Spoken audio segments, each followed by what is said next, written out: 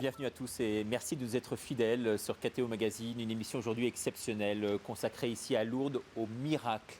Depuis 1856 qu'est apparue ici la Vierge pour la première fois. Des millions de fidèles maintenant chaque année viennent ici, certains bien sûr pour prier, d'autres pour remercier et certains pour tenter d'être guéris. Lourdes, gros bourg pyrénéen de plus de 16 000 habitants, figure parmi les 4 sanctuaires les plus visités du monde, avec Rome, Guadalupe et San Giovanni Rotondo, où vécut Padre Pio, un capucin stigmatisé. Le sanctuaire de la basilique attend 6 millions de visiteurs et pas moins de 500 pèlerinages. Le docteur Patrick Tellier est président du bureau médical du sanctuaire. Chaque année, il reçoit, entre autres, la vingtaine de malades qui se présentent spontanément à son bureau pour y faire constater leur rétablissement inespéré. Mon travail, c'est d'authentifier d'éventuelles allégations de guérison de gens qui estiment avoir bénéficié d'une grâce de guérison par l'intercession de Notre-Dame de Lourdes. Alors, ça peut être des gens qui sont venus à Lourdes, ça peut être également des personnes qui n'y sont jamais venues, mais qui estiment avoir bénéficié d'une grâce par l'intercession de Notre-Dame de Lourdes. Il faut savoir que donc, dans ce laps de temps de maintenant 142 ans, il y a eu quelque chose comme ici au bureau médical, dans nos archives, on a entre 6 et 7 000 déclarations de guérison, d'accord, sur 142 ans. Bon. Or, l'Église, aujourd'hui, donc, en a reconnu 66.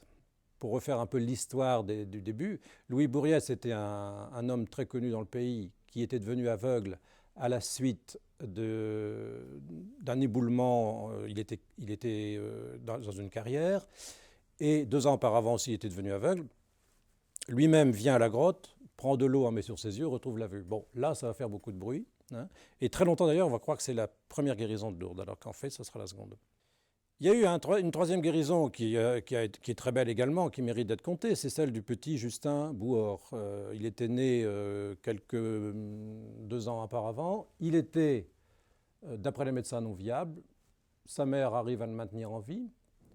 Et entendant parler de la guérison de Louis Bourriette, décide d'amener cet enfant à la grotte, contre l'avis de son médecin d'ailleurs. Et là, on avait commencé à faire des barrages pour retenir l'eau. Et c'est elle, la première, cette mère, qui pense à prendre cet enfant et à le plonger complètement dans l'eau. Vous savez que l'eau n'est pas très chaude. Et elle le maintient tellement longtemps d'ailleurs que les gens autour disaient « mais elle veut le faire mourir, cet enfant ». Et au contraire, quand elle le ressort de l'eau, il retrouve la vie et la vigueur, tant et si bien qu'il va vivre vieux puisqu'il va assister à la canonisation de Bernadette. Le mercredi 24 février, celle qui est désignée par le mot akero, en patois lourdais, délivre la parole suivante. Pénitence, prier pour la conversion des pécheurs. Le lendemain, jeudi 25 février, devant 300 personnes a lieu la 9e apparition, véritable sommet du message de Lourdes. Mais ce jour-là, justement, il n'y a pas eu de transformation du visage de Bernadette. Au contraire, Bernadette s'est mise à marcher à genoux dans la boue. On voyait qu'elle parlait, mais on n'entendait pas ses paroles. On l'a vu s'enfoncer dans cette cavité du rocher et là ressortir toute maculée de boue. Ce qui s'était passé, c'était la Vierge lui avait dit « Allez boire à la fontaine et vous y lavez ». Et Bernadette était allée au Gave pour aller chercher de l'eau. Il n'y avait pas de fontaine à la grotte. Les anciens de Lourdes n'avaient jamais vu de l'eau à la grotte. Non, là, au fond de la grotte, la Vierge lui indiquait l'endroit où il fallait aller boire à la grotte, aller boire à la fontaine et vous y lavez. Mangez de l'herbe qui est là. Et les gens qui voyaient ça disaient, elle est folle. L'eau qui sort du rocher à Lourdes, effectivement, prend tout son sens avec les mots que Bernadette a répétés parce qu'elle les avait entendus de la bouche même de la Vierge, penitenzo, penitenzo, penitenzo. Bon, c'est l'eau de la pénitence, c'est l'eau de la miséricorde de Dieu, c'est l'eau sortie du rocher du Christ, c'est la bonté de Dieu qui va se manifester d'une manière sensible pour des gens qui sont malades dans leur corps, mais aussi dans leur vie. Cette eau va non seulement les laver, les purifier, mais les rafraîchir, leur redonner force, vigueur pour reprendre la route. C'est très spontanément que les gens ont vu dans cette eau, non pas quelque chose de sacré, sans doute quelque chose de sacré, mais dont ils n'ont pas perçu totalement la pleine signification, mais dont nous, dans une lecture biblique en quelque sorte de l'événement, nous pouvons avoir toute la portée et toute la signification pour la construction de l'Église. Sophie, simplement 66 de ces guérisons ont été authentifiées par l'Église. Et le dernier miraculé de Lourdes était atteint d'une sclérose en plaques, une maladie évolutive et implacable. Jean-Pierre Belli a été officiellement reconnu comme miraculé le 11 février 1999. Stéphanie Dupasquier l'a rencontré et a recueilli son témoignage. Pas d'effervescence autour de Jean-Pierre Belli qui marche anonyme au milieu des pèlerins à Lourdes. Jean-Pierre Belli est le 66e miraculé de Lourdes. Rencontre avec un homme ordinaire et extraordinaire à la fois. C'est vrai que ça m'a fait un drôle d'effet. J'ai eu l'impression d'apprendre, de faire refaire mes premiers pas de bébé. De recommencer ma vie, quoi, qui était toute neuve, là. Des jambes toutes neuves, pas très solides encore sur mes jambes, parce que les muscles étaient fondus. Il a fallu plusieurs semaines avant de récupérer tous ces muscles. Mais le reste, les articulations, j'avais retrouvé toute ma vitalité pour pouvoir marcher dans la nuit comme ça et pendant quelques instants. C'est là que on a du mal à réaliser, mais on se dit mais qu'est-ce qui t'arrive, qu'est-ce qui m'arrive? C'est fou, quoi, ça nous dépasse. Et puis ce n'est qu'après moi j'ai été pris d'une folle envie de dire merci. Comme un enfant qui est dans les bras de sa mère, qui a reçu un beau cadeau, puis qui veut lui dire merci. Alors, imaginez un peu. Ma vie spirituelle est devenue un chemin de lumière. Et pas facile, c'est vrai, parce que ça bouscule. Il faut répondre à ce que le Seigneur me demande. Et puis je me dis, en fin de compte, tu as beaucoup reçu, il faudra que tu donnes beaucoup. Alors je crois que c'est ça, quoi, finalement. Alors c'est ce que j'essaie de donner. Pas tout seul, parce qu'il y a mon épouse qui me suit souvent dans les différents déplacements. Mais toujours rester naturel, rester soi-même.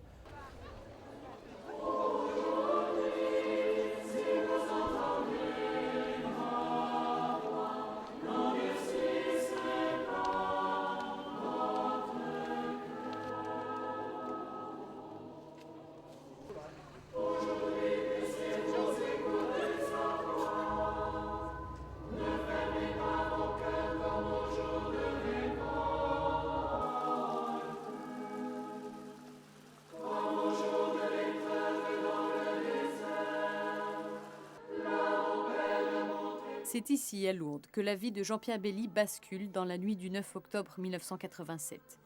Jean-Pierre Belli était atteint d'une sclérose en plaques, diagnostiquée en 1984. D'hospitalisations successives en période de rémission, son état général s'aggrave en 86. Il ne peut presque plus marcher. Un an plus tard, il est déclaré invalide à 100%. Désormais, Jean-Pierre Belli ne quitte presque plus son lit, supportant mal la position assise dans son fauteuil roulant. Il refuse néanmoins de s'isoler et s'engage dans des activités auprès de sa paroisse.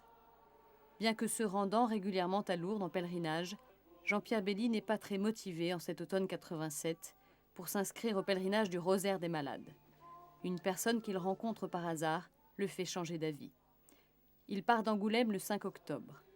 Les 4 premiers jours se déroulent dans une atmosphère sereine.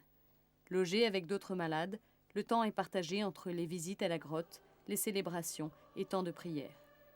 Le 9 octobre, il est envahi par une sensation de froid puis de chaleur dans son corps. Dans la nuit, il se réveille et éprouve un besoin intense de marcher. Il se lève et ne souffre plus. Le lendemain, Jean-Pierre Belli monte dans le train pour repartir, sans assistance.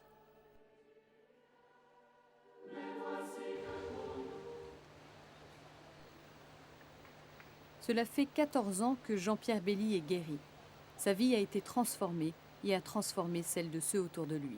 On a dit c'est pas possible, qu'est-ce qui lui arrive? De le voir revenir debout, là, partir presque mourant et puis revenir debout, ça bouleverse un peu. Hein. Ça ne pouvait pas être la médecine toute seule qui avait fait ça, parce que c'était pas possible. Dans si peu de temps, là, depuis des années qu'il était paralysé, et puis dans l'espace de quelques jours, retrouver ses jambes, hein. C'est impensable. Hein. Le bureau des guérisons de Lourdes expose les photos des 66 miraculés dont la guérison a été authentifiée par l'Église. C'est le dernier miraculé, parce qu'il n'y a pas d'autre place.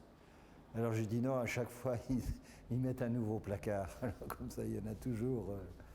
Non, puis ils réajustent les photos, je crois que ça, c'est important. Moi, je dis, j'espère qu'il y en aura beaucoup d'autres. Il y a celle-là, en Serge Perrin, là, voilà. Alors là-bas, Jeanne Frétel, que je vois à peu près tous les ans. Vous connaissez donc justement certains d'entre eux. Oui. Quel lien avez-vous avec ces autres gens? Alors c'est des liens très fraternels, mais avec des points communs. Avec des points communs où toutes ressentent cette tendresse et puis cette délicatesse de la Vierge Marie, cette tendresse de Dieu et puis cette délicatesse de la Vierge Marie. Voilà, c'est ça qu'on ressent au plus profond de nous-mêmes. Et c'est ça qu'on veut redonner, ce signe de la tendresse et de la miséricorde de Dieu aussi. Jean-Pierre Belli a accepté de faire une enquête pour témoigner. Il faudra 11 ans pour que sa guérison soit authentifiée. Alors j'ai accepté par obéissance d'abord à mon évêque, mais aussi parce que je percevais nettement qu'il y avait un signe à travers ce que j'avais vécu qui ne m'appartenait pas. Donc je ne pouvais pas le garder pour moi. Puis je dis aussi que sur le plan médical, scientifique, j'ai dit pourquoi pas, il y a peut-être quelque chose qui peut aider, peut-être la médecine, la science à avancer un petit peu plus loin à travers ce que j'ai vécu. C'est vous, Monsieur Belli? Voilà. Vous êtes un miraculé? Eh bien oui. Oui, je suis un homme comme tout le monde, ça se voit pas sur mon front, heureusement. Et comme je dis... Depuis 15 ans? Depuis 15 ans, voilà, c'est ça. La maladie a duré une quinzaine d'années et la guérison a eu lieu le 9 octobre 1987 et a été reconnue le 11 février 1999. Donc, je me suis levé et j'ai fait mes premiers pas comme un... Jean-Pierre Belli raconte inlassablement son histoire aux gens qu'il rencontre. Il ne laisse personne indifférent et suscite toujours des Dans les interrogations. minutes qui ont suivi, peut-être, je sais pas, j'ai pas de notion de temps.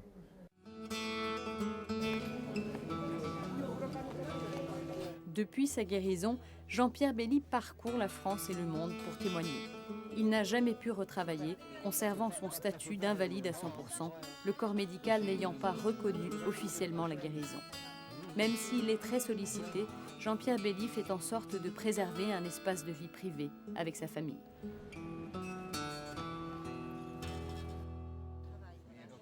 Jean-Pierre Belli revient souvent à Lourdes pour se ressourcer et rendre grâce. Pour moi, Lourdes, c'est un peu chez moi. Hein. Depuis les événements là, de 1987, moi, je sais pas, j'ai envie souvent d'y revenir, pas d'y rester, parce que je crois que c'est un petit peu comme un oasis dans le désert de nos vies, où il est bon de venir se ressourcer, mais il faut en sortir, parce qu'il y a la route à continuer, quoi. C'est vrai que je rencontre beaucoup de malades à l'occasion des pèlerinages diocésains, pèlerinage du rosaire, en particulier, quelquefois le pèlerinage national au mois d'août, mais je rencontre beaucoup de malades. On m'appelle dans les différentes hospitalités, dans les chambres de malades, etc., à rencontrer tel ou tel malade. Et pour eux, cette rencontre de quelqu'un qui a reçu des grâces particulières, très fortes, pour eux, c'est une force. Ils le disent tous. C'est une force qui leur dit qui leur font comprendre qu'ils ne sont plus seuls sur leur route de malade. Outre ses pèlerinages réguliers, Jean-Pierre Belly est venu spécialement à Lourdes ce week-end de Toussaint pour le rassemblement des chorales liturgiques européennes. «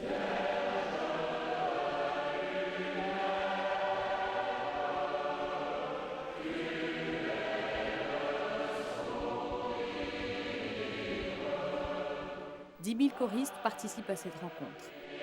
Jean-Pierre Belly est venu avec la chorale dont il fait partie.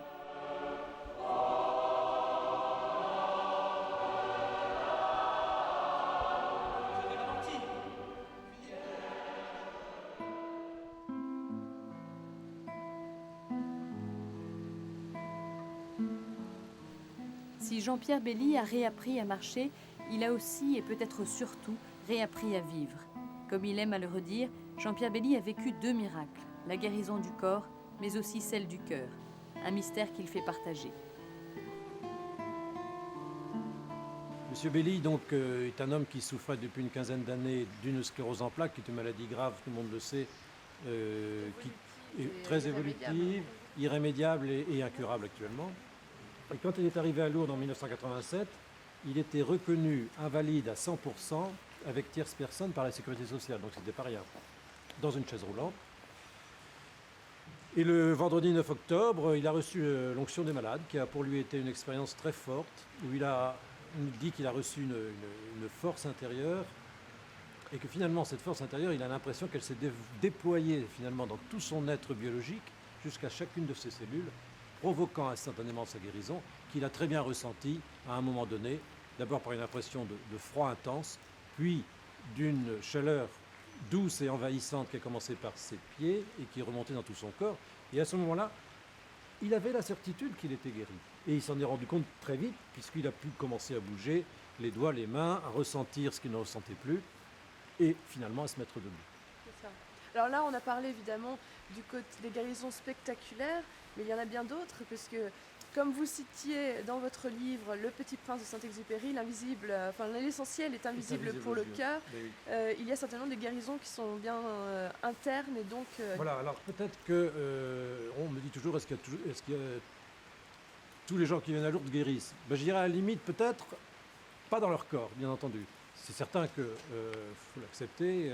Tout le monde ne guérit pas dans son corps. Mais je crois que justement ces guérisons physiques, constatables et visibles, sont là pour nous révéler toutes les autres guérisons invisibles qui sont de l'ordre du cœur, de l'âme. Alors ça peut être les guérisons bien entendu spirituelles, je dirais, qui ont lieu à la chapelle des confessions. Là, c'est secret. Mais aussi toutes les guérisons de la vie, de toutes les blessures que l'on accumule au cours de son existence et qui ont tant besoin aujourd'hui d'être guéries dans un monde qui est de plus en plus éclaté, qui manque de racines, qui manque de repères, qui manque de références. Je crois que ces guérisons-là sont de plus en plus nécessaires. Et là, la médecine ne peut pas grand-chose. Donc justement, c'est pour ça qu'elles sont peut-être encore plus importantes. Ça peut être également du domaine relationnel, un couple qui viendrait à Lourdes Vous savez, quand on est malade, on ne souhaite qu'une chose, c'est guérir. Quand on en veut à quelqu'un, par exemple, quand on ne peut pas donner un pardon, là, on n'y arrive pas soi-même. On a besoin d'une force, on a besoin d'une grâce pour faire un acte de réconciliation, par exemple. Et je crois que ça, c'est vraiment de l'ordre du miracle. Le mot miracle, dans son usage habituel dans la langue française, désigne tout et n'importe quoi. Donc, quand un but est marqué à la dernière minute, c'est un miracle. Et effectivement, ça n'a donc strictement rien à voir avec ce que la foi chrétienne peut désigner ainsi. Mais je répète, nous ne sommes pas propriétaires des mots. Il n'y a pas de label, il n'y a pas de droit de reproduction ou d'emploi. L'Église ne doit pas tellement aimer les miracles qui représentent tout l'aspect sensationnel, tout l'aspect spectaculaire. L'Église, c'est pas ça quelque part, si? Oh, bah, quand même, l'Église, elle sait qu'elle est née de l'Évangile, et dans l'Évangile, effectivement, il y a peut-être 20 ans, on faisait de l'Évangile une lecture dont qu'on expurgeait des miracles. Bon, ça, c'est vieux déjà, c'est dépassé, c'est une vague précédente. car dans l'écriture de l'Évangile, non seulement les récits de miracles, mais les faits des miracles sont des pièces constitutives. On ne peut pas les enlever. Alors, écoutez, si le Christ a fait des miracles, c'était son choix. Et donc, ça serait un réflexe d'intellectualisme, d'une critique rationaliste étroite que d'enlever des récits évangéliques les récits de miracles. Les miracles. Donc, si c'est dans l'Évangile, c'est normal que ce soit dans la vie de l'Église. Et c'est pas récent, il y en a toujours eu. Entre les reconnus et les gens qui ont conscience d'avoir bénéficié d'une grâce très particulière, c'est peut-être dans le rapport de 1 à 100. Hein. Bon. Et moi, ce n'est pas directement ma fonction, d'autant plus que les reconnaissances de ces gestes gracieux de la part de Dieu sont le fait, non pas de l'évêque de Tarbes et l'autre, mais le fait de l'évêque local. Car dans la reconnaissance, il y a la prise en compte de la conversion de la personne, c'est-à-dire du pas dans la foi que ça lui a fait faire. Et ça, c'est pas moi qui peux en être juge. Donc, je veux dire que je réponds à vos questions, mais je suis concerné par cette question, en fait, assez marginalement. Est-ce que vous pensez qu'aujourd'hui, les pèlerins ont véritablement besoin de signes tangibles, je dirais, de l'existence de Dieu, et les miracles en font partie? La plupart des gens qui viennent ici ne voient rien du tout, ils ne voient pas du tout de miracle. Donc, il y a des signes, et effectivement, si les gens viennent à l'autre, c'est parce qu'ils voient l'Église. Ils la voient et ils l'entendent. Et les années qui vont venir, nous allons développer justement ces signes principaux de Lourdes, l'eau, le rocher, que les gens viennent toucher, la lumière qu'ils portent, et aussi la foule internationale de toutes les langues que l'on entend ici, et puis justement le signe des malades et du service des malades. Pas seulement les malades, c'est les malades et ceux qui servent les malades. Ça, n'importe qui voit ça. Beaucoup de médias du monde entier viennent ici, de gens qui ne sont pas du tout forcément habités de sentiments religieux, mais ça, ils le voient, ils le constatent. Et je crois qu'on n'a jamais vu d'hommes, de femmes de télévision qui repartent en faisant de mauvaises images sur Lourdes. Parce que, au-delà des idées, il y a des choses que l'on voit et qui sont communs, qui sont populaires. Donc c'est pas Lourdes n'est pas d'abord destinée à des gens à haute spiritualité ou à haute intellectualité. C'est fait pour tout le monde. Alors si c'est fait pour tout le monde, c'est fait aussi pour ceux-là, s'ils consentent à avoir un peu d'humilité et l'esprit d'enfance. Et toute l'exploitation commerciale qui est faite autour, vous la dénoncez, critiquez ou au contraire vous l'acceptez? Ce ne sont pas quelque part des marchands du temple? Non, ça n'a rien à voir. Les marchands du temple, cette expression, je crois, est tout à fait galvaudée. En fait, c'est des marchands du temple, c'est-à-dire des gens qui exploitent le culte à proprement parler, pour leur financement à eux. Bon. Or, là, les gens qui vendent des gourdes ou des serviettes en plastique, ils n'exploitent pas le culte. Hein, ils vendent des objets que les gens achètent. Vous parliez bien sûr du miracle. Vous pensez que l'instruction est assez lourde pour qu'il y ait une reconnaissance officielle de l'Église? Il y en a là en cours à votre connaissance? Oui, il y en a en cours, oui. Il y en a encore. Mais en fait, si on peut dire un mot sur ce problème-là, si les reconnaissances aujourd'hui sont beaucoup plus difficiles, c'est parce que la problématique a complètement changé, non pas du point de vue de la foi, mais du point de vue de la médecine par rapport à il y a un siècle.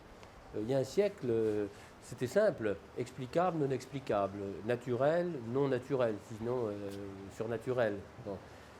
C'était binaire, aussi bête qu'un ordinateur. Aujourd'hui, plus personne, pour aucun domaine de la connaissance, ne vous dira que c'est inexplicable. Je veux dire, jusqu'ici, on n'a pas vu, mais on n'ira pas plus loin. Bon. Donc, il y a un siècle, en gros, on pouvait presque laisser aux médecins, pas le privilège, mais la responsabilité de la détermination du miracle. Aujourd'hui, ils refusent absolument. Ils vous diront, écoutez, des guérisons on n'a jamais vu.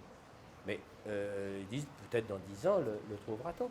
Ce qui d'ailleurs, à moi, ne me pose strictement aucun problème. Car dans les débuts de Lourdes, il y a eu énormément de guérisons de la tuberculose. Malheureusement, aujourd'hui, on sait soigner la tuberculose. Donc, il ne faut pas dire qu'un miracle, c'est la guérison de quelque chose d'incurable.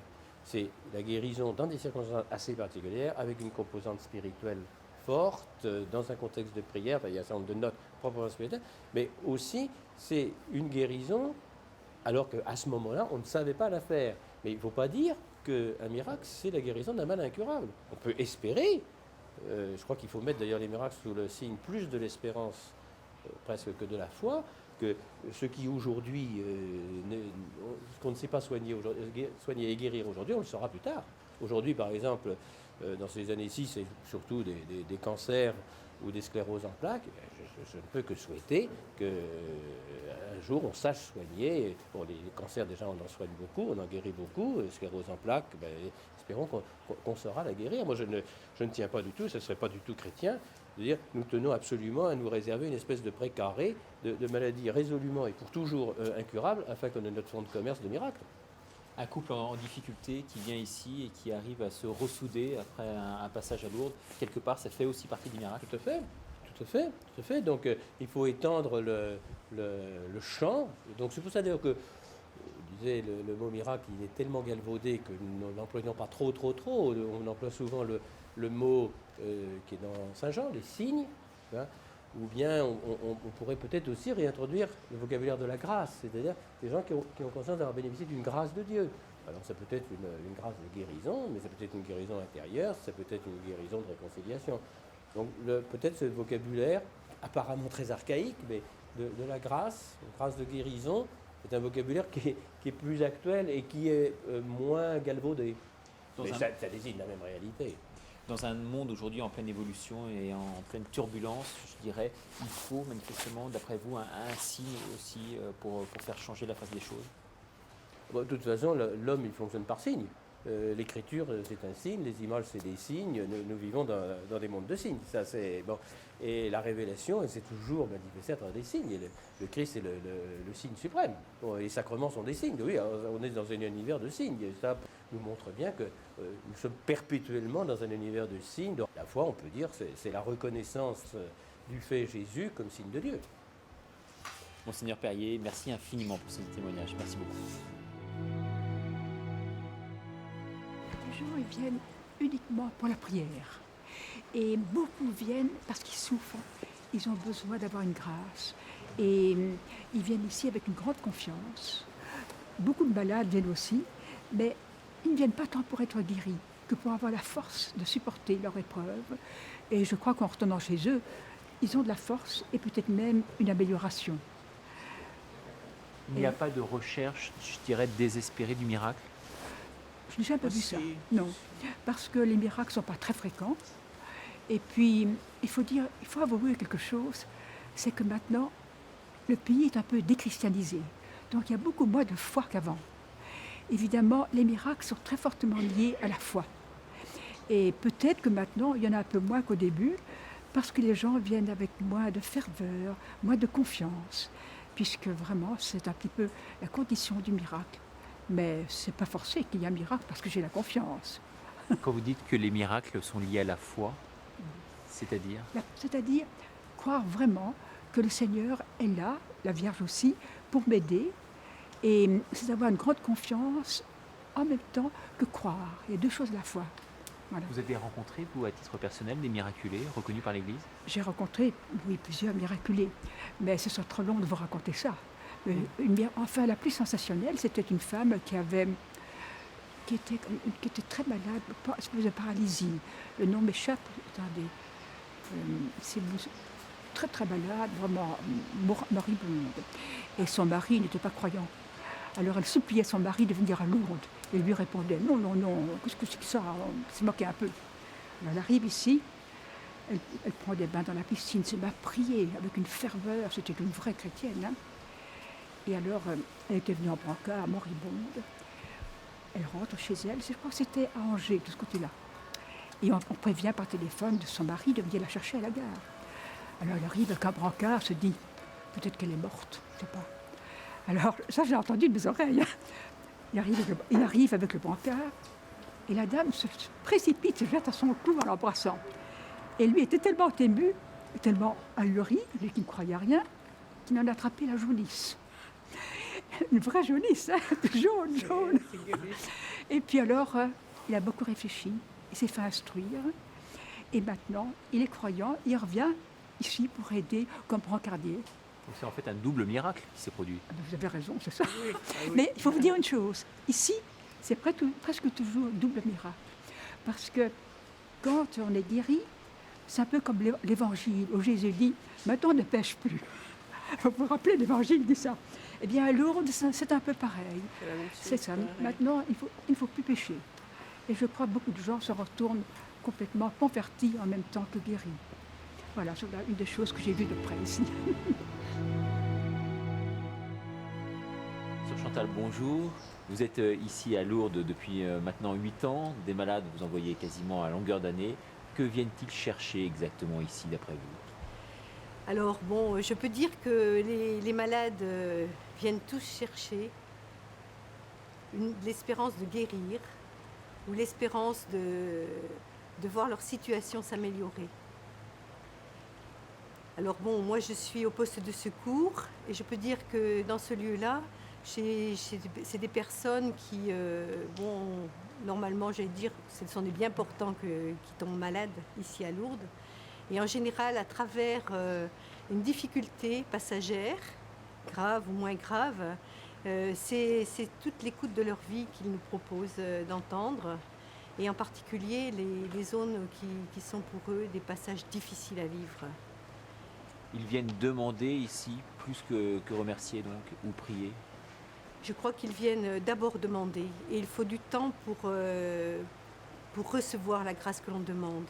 Et je crois qu'il y a beaucoup de personnes et beaucoup de malades viennent chaque année et reviennent et reviennent. Et c'est dans ce sens-là que je crois que Lourdes a quelque chose de miracle, de miraculeux pour chacun. C'est que même si on n'a pas reçu une première fois ce que l'on demandait, c'est-à-dire la guérison, on revient quand même l'année suivante. Et on revient davantage parce que chaque année, on passe de ce que l'on cherchait à autre chose.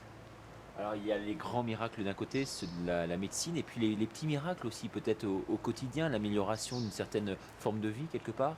Alors je crois que le plus grand miracle qu'on peut constater, c'est, et que l'on constate de manière tout à fait exceptionnelle ici à Lourdes, c'est que l'espérance portée par les malades est aussi transmise aux bien portants. Et cette connivence, ce rapport entre les malades et ceux qui sont à leur service, les malades et ceux qui sont en bonne santé, se fait ici à Lourdes de manière très particulière.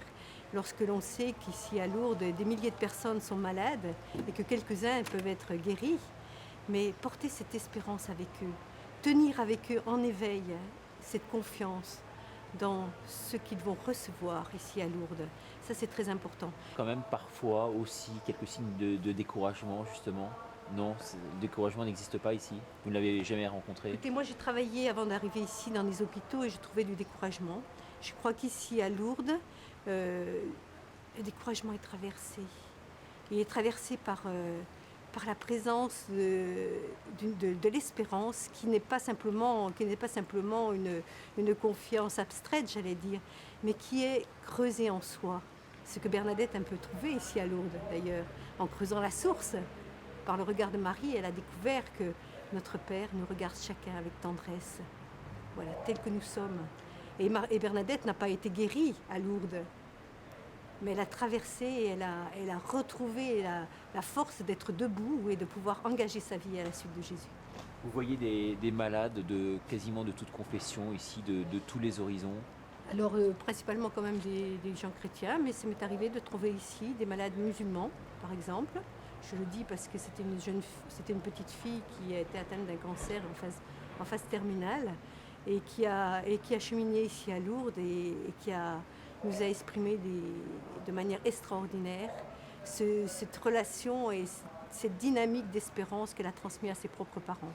Et alors la chance, c'est le miracle de Lourdes, c'est de trouver aussi un médecin qui avait été exercer sa profession au Maroc et qui a pu parler avec cette famille en arabe. Et ça aussi, ça fait partie du miracle. Les miraculés, alors justement, vous les rencontrez après? Est-ce qu'il y a une sorte de suivi, à la fois psychologique et spirituel aussi, bien entendu? Si vous voulez, moi, de la place où je suis, je les rencontre. Bon, bien sûr, il m'arrive de rencontrer M. Belli, mais ce rapport-là, c'est surtout avec le médecin du bureau médical. Voilà. Moi, je suis en rapport avec des personnes qui viennent me dire qu'ils sont guéris ou qu'ils ont été guéris. Et je me réjouis avec eux, parce que leur guérison, c'est une étape dans leur vie qui leur a donné un regain d'énergie et un regain de vie qui les a engagés avec d'autres. Et ça, c'est quelque chose de formidable. Justement, vous parlez de la jeunesse aujourd'hui, une sorte de regain spirituel et puis une volonté aussi des jeunes peut-être de s'investir davantage pour les autres. Je pense que oui. Et alors je dirais par rapport à ça, les services ici auprès des malades est quelque chose d'essentiel parce qu'il y a énormément de jeunes qui viennent au service des malades. Et j'allais dire ici dans le service, c'est joie et respect. Mais ce n'est pas un respect figé, c'est la communion entre les deux. Le service, la proximité avec le malade nous permet de transmettre la joie là, au niveau où la personne attend cette joie, c'est-à-dire dans le passage qu'elle est en train de vivre pour accepter la situation qui est la sienne, parce que chaque jour nous avons traversé des difficultés et chaque jour nous avons à recevoir la joie à travers cette traversée. Merci infiniment, ma sœur, pour ce témoignage. Merci beaucoup. Quelle est, je veux dire, la place du miracle dans la foi chrétienne? Est-ce que c'est essentiel? Moi, je crois. Je le crois. De toute façon, le miracle, bon, c'est un terme galvaudé aujourd'hui par la société civile qui adore s'approprier les termes religieux, mais ça ne veut plus rien dire à ce moment-là, ça perd tout sens. Tandis que le miracle, en fait, est un terme qui est inscrit dans la tradition chrétienne et qui s'origine donc dans les miracles du Christ. Et les miracles ont toujours existé au cours des 20 siècles de christianisme. Et je suis sûr qu'il y aura beaucoup de miracles au XXIe siècle, oui, ça, c'est certain. Parce que justement, Dieu a besoin de nous faire signe, de nous interpeller. Comment peut-il le faire? Bon, par sa parole, par les sacrements peut-être, mais comme aujourd'hui, on est le petit nombre, hein, je pense que les miracles interpelleront notre génération. Hein. Parce que si on attend toujours qu'une tuile nous tombe du ciel pour se tourner vers Dieu, je crois que c'est dommage. Qu'il y ait des actes positifs, qu'on puisse le rencontrer à travers des merveilles, c'est quand même plus intéressant. Alors, on a parlé évidemment des miraculés, mais il y a aussi les faiseurs de miracles. On pourrait peut-être parler des miracles de Jésus. Ah ben oui, je crois que tous les miracles sont dans les miracles de Jésus et qui, vous savez, a refusé quelquefois de faire des miracles. Hein. En tout cas pour lui, ou pour se mettre en avant, pour se faire mousser, comme on dit aujourd'hui. Il n'a jamais fait ça. Il a toujours fait des miracles par pure miséricorde, mais en même temps, ces miracles étaient là pour confirmer sa parole. Hein, là, déjà, pour confirmer sa parole. Et puis, le grand miracle, finalement, c'est sa résurrection. Hein, c'est vraiment, je dirais, tous les miracles sont dirigés vers ce miracle essentiel, qui est la résurrection du Christ. Et à travers sa résurrection, notre propre résurrection, et notre propre guérison qui aura lieu quand nous ressusciterons dans notre corps. Quand je dis ça aux jeunes, souvent, mais oui, en fait, nous guérirons tous dans notre corps, pas dans le corps d'une bête à cornes, parce que si encore c'est une brave vache, ça va, mais si c'est une vache folle, ça ne sera pas très gai, c'est ce que je leur dis toujours. Mais c'est ça, quoi, ça sera dans notre corps. Alors comment? J'en sais rien. Sous quelle forme? On n'en sait rien, mais il faut y croire. Le premier des miracles, c'est avant tout la vie. Absolument. C'est le premier des miracles. Mais je crois que il faut avoir peut-être... Aujourd'hui, on a oublié peut-être que la vie est un don de Dieu. Hein. On peut comprendre le miracle que si on accepte que l'on est créé et qu'on est créature. On pourrait peut-être revenir sur les miracles d'Edith Stein. Edith Stein. Alors là, c'est un miracle qui a permis sa canonisation. Vous savez que l'Église, pour béatifier ou canoniser quelqu'un, demande au ciel finalement une confirmation par un miracle. Donc en fait il y a beaucoup plus de miracles qu'on imagine dans l'Église, reconnus par l'Église, à Rome alors à ce moment-là.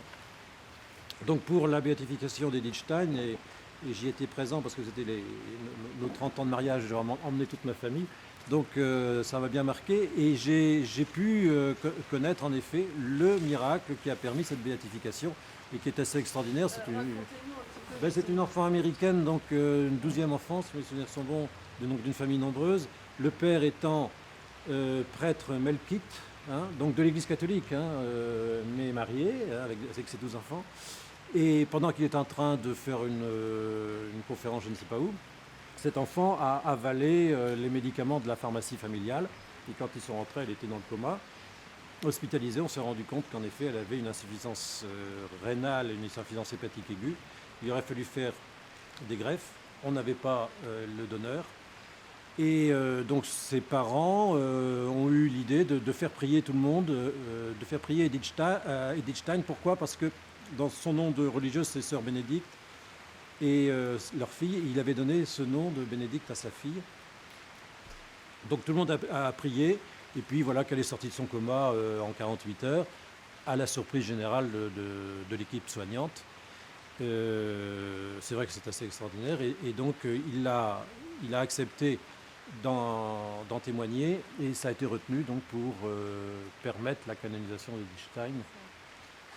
C'est très beau.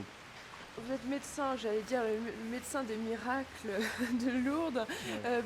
Alors vous n'en réalisez pas, mais en tout cas vous en voyez passer quelques-uns quand même. J'imagine qu'au niveau de votre foi, ça la nourrit énormément. Ah bah oui, ça c'est certain que tous les jours je peux rendre grâce pour toutes les bonnes nouvelles que j'ai et les merveilles que je vois, ça c'est sûr. Donc ça nourrit forcément la foi. Hein. Parce qu'on a besoin de rendre grâce. Hein. Je crois que le fait de rendre grâce libère l'action de Dieu. Et c'est peut-être justement notre société nous oublie ça. Mais vraiment, je crois qu'il faut savoir remercier. C'est très important. Alors peut-être un dernier mot sur l'espérance. Un miracle est un signe d'espérance. Comment vous définiriez-vous l'espérance? L'espérance, c'est de toujours croire en la bonté de Dieu. Hein. Moi, je crois que je le vois comme ça. C'est que même dans les situations les plus difficiles ou celles où on ne voit pas clair, croire que l'on est aimé de Dieu et que si on lui fait confiance, si on accepte de rentrer dans une démarche de confiance, justement. Hein. Parce que la foi, c'est pas la croyance. Hein. Les diables croient à Dieu. S'ils ne croyaient pas en Dieu, ils ne seraient pas opposés à lui. Nous, ce qu'on nous demande, c'est d'entrer dans une démarche de confiance, d'avoir un cœur, de redevenir comme un enfant, finalement, hein, qui fait confiance à ses parents. Et je crois que si on rentre dans cette démarche de confiance, eh bien, notre espérance est forte, très forte. Quant à venir à Lourdes, en ce qui me concerne, mes grands-parents venaient autrefois, ma belle famille venait pareil, mes parents venaient, moi-même, ma femme aussi, beaucoup. J'ai essayé d'y amener aussi mes enfants. Alors vous voyez, donc nous avons moins peut-être de mérite que d'autres personnes. J'étais un vétéran moi-même, donc je connais bien Lourdes. Hein. Nous y venions très souvent, donc chaque fois que je peux aussi je viens. Malgré habiter Paris ou ailleurs, comme ma sœur, chaque fois que j'ai l'occasion, je viens et j'en suis toujours ravi. Et je repars toujours avec quelque chose. C'est-à-dire avec quoi? C'est un besoin spirituel, une relation très proche, je dirais même qui se rapproche entre la Sainte Vierge et moi-même. Car je me rends compte que je suis, non pas au bout du rouleau encore, mais tous les jours je me rapproche d'un face-à-face et auquel j'essaie de me préparer, c'est pas facile. Vous venez ici pour demander ou vous venez ici pour remercier? Non, je viens ici pour remercier, surtout pour remercier. Bien sûr, il y a tellement de demandes à faire, pas pour moi, pour les autres, pour tout le monde, qu'on ne peut que venir pour les autres. Hein, et faire tout ce qu'on peut, je crois que ça fait partie de notre devoir. Et comme nous avons été élevés comme ça, il est normal que l'on continue, c'est tout. C'est très simple. Nous venions enfants à partir de 12-13 ans, nous venions régulièrement au National pour aider. Et à l'époque, quand les malades étaient vraiment mal, on ne leur donnait pas de médicaments. On leur donnait que de l'eau de Lourdes. On leur donnait jamais un calmant, jamais un médicament, jamais. On leur donnait à boire de l'eau de Lourdes, c'est tout. Et ça suffisait? Et on y croyait, eux aussi y croyaient. Il n'était pas question de leur donner des médicaments. Et le matin, quand je vois maintenant les installations, le matin, nous lavions les draps dans le gave. Pour vous dire qu'on était vraiment très, très motivés pour venir à Lourdes. On est à Lourdes, on parle évidemment des miracles, c'est un mot très fort ici. Mais sans doute que beaucoup de malades ou de personnes handicapées viennent ici justement avec le secret espoir peut-être d'être touchés par la grâce. Beaucoup vont rentrer chez eux sans cette forme, je dirais, visible de guérison, mais peut-être avec une autre forme de guérison. Si vous voulez, en fait, avec l'expérience que nous vivons dans ce lieu d'écoute, pour nous, je crois que la guérison principale, je dirais, c'est celle de trouver des amis. Ça fait 22 ans que je suis là. Pour nous, c'est vraiment ce qui revient toujours. On disait tout à l'heure que le pavillon était un lieu aussi d'information. Et en fait, si vous voulez, nous ne sommes pas là pour informer spécialement sur Lourdes. Il y a des services des sanctuaires qui sont remarquables pour ça. Bon, bien sûr, ça nous arrive de bien expliquer, par exemple, les piscines pour des parents qui viennent avec un enfant, qui veulent baigner. Ils se demandent comment ça se passe, etc. Bon, là, on a un rôle d'information sur Lourdes. Mais c'est, en fait, essentiellement pour pouvoir indiquer aux gens des associations, des mouvements qui existent, qui correspondent à ce qu'ils vivent et qui vont faire qu'ils ne seront plus tout seuls. Alors ça, c'est un des aspects. Et l'autre aspect, c'est de trouver, encore plus qu'une association ou un mouvement, de trouver des amis. Et je me rappelle là, un pèlerinage de Marseille, que j'avais été rencontrer là-bas sur la prairie. Et j'avais demandé aux jeunes handicapés qui étaient là, un petit peu en aéropage, pourquoi est-ce que vous venez à Lourdes ? Et je réentends toujours et je revois devant moi comme vous un garçon qui était assez déformé physiquement et qui parlait très lentement et qui disait « Je viens à Lourdes depuis 5 ans parce que je cherche un ami. » Vous savez ça? Voilà, je l'entends toujours. Et je crois que ça résume complètement ce que nous entendons. Ce que nous entendons de la part de beaucoup de personnes handicapées ou malades. Je pense à une jeune fille l'autre jour qui est venue cet été au pavillon, qui a une maladie multiple, je dirais, et elle a entre autres un cancer. Et l'autre jour, au téléphone, je lui dis est-ce que tu as pris contact est-ce que tu as des gens qui t'entourent Et elle m'a dit j'ai beaucoup de liens avec des gens de la paroisse. J'ai aussi des liens avec une fraternité tiers ordre, vous savez. Mais quand je dis que je vais à l'hôpital passer des examens, personne ne m'accompagne. Et ça m'a fait mal, parce que je me suis dit, même des bons cathos, puisque si c'est un tiers ordre, ce sont quand même des gens qui veulent, enfin je sais pas, qui en veulent plus. Et bien, même des bons cathos, parce qu'elle a un cancer, je ne sais pas, est-ce qu'ils ont peur? Bon, mais la peur, je veux dire, c'est normal, hein, je ne juge personne, quand je dis ça, c'est un peu bête. Mais je veux dire, nous, chrétiens, nous devons penser à ça, parce qu'on ne peut pas en rester à la peur. Il faut que nous allions au-delà, puisque Jésus nous l'a dit. Donc, voilà, seul pour aller passer ces examens. Et c'est terrible. Donc la guérison, c'est peut-être pas les personnes qu'on dit handicapées, puisque c'est visible, je dirais, d'apparence, c'est peut-être justement les bien portants qui, autour, ne font pas la démarche, justement. C'est peut-être cette guérison-là qui, à Lourdes, est importante. Tout à fait. Et ça, au pavillon, c'est aussi quelque chose que nous vivons dans une autre dimension, parce qu'il y a des personnes SDF qui viennent parce qu'ils se sentent accueillis, justement, et pas du tout jugés. Et j'ai eu hier au téléphone Guillaume, qui a plusieurs handicaps, qui parle très difficilement. Il parle avec ses yeux et il fait des peintures extraordinaires. Et Guillaume, cet été, a rencontré au pavillon un garçon qui vit dans la rue depuis plusieurs années. Et maintenant, ils s'écrivent. Et la maman de Guillaume, parce que c'est elle que j'ai eue au téléphone, m'a dit hier, mais voilà, Guillaume a trouvé sa nouvelle vocation, c'est son lien avec les gens de la rue. Et Guillaume, finalement, qui lui est très handicapé, a dû faire aussi un changement de regard. Et pour lui, c'est une nouvelle richesse. C'est une nouvelle découverte qu'il a pu faire à Lourdes au pavillon. C'est vrai que tous, nous avons ce changement de regard à faire.